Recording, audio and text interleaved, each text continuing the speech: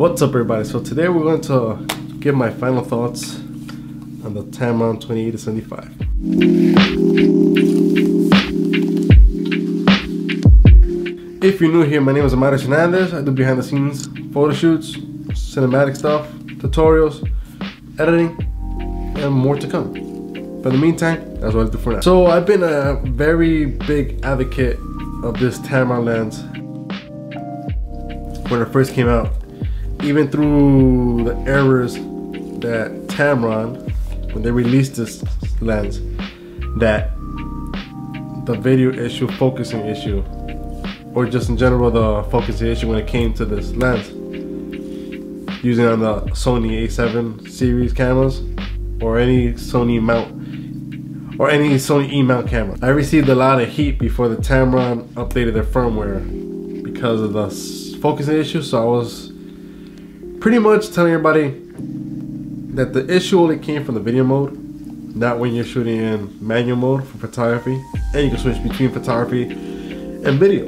So if you're a hybrid shooter like myself, that's where I would be most of the time, 90% of the time pretty much. In this case, I'm in video mode because I record a video. Then after the firmware update, life was just better. This lens was highly recommended because the firmware update made this a go-to lens, especially for the price compared to the Sony G Master 24-70.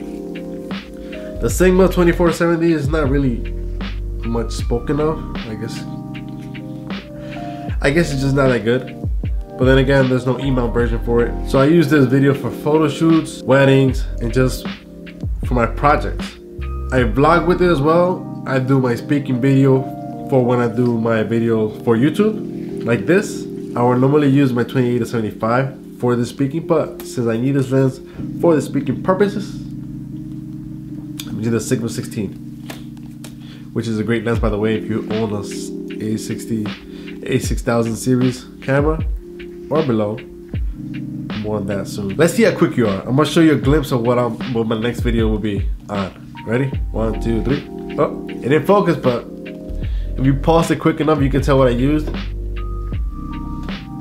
Stay tuned for that. So this lens is pretty good, and when it comes to low light, I was actually surprised because I have prime lenses at 1.8 and 1.4 that don't focus too well for certain low light scenarios, and this one has done a great job. I've used this lens to cover pretty much anything that I needed it for. So if you're on a budget or want to spend more money on other gear other than just a lens, I highly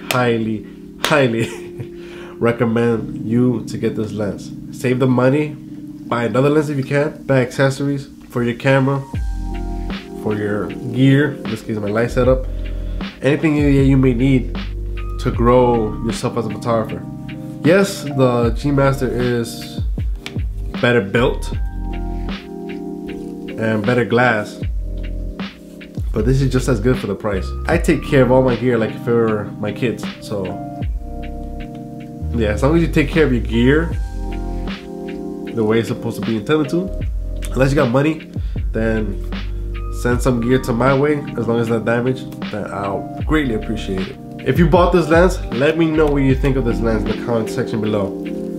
If you haven't, if you're judging, you're still judging, still debating to get this lens, you should definitely take advantage of it. Hope you enjoyed this video. Give it a big thumbs up, like, comment, and subscribe. And yeah, see you in the next one. Peace.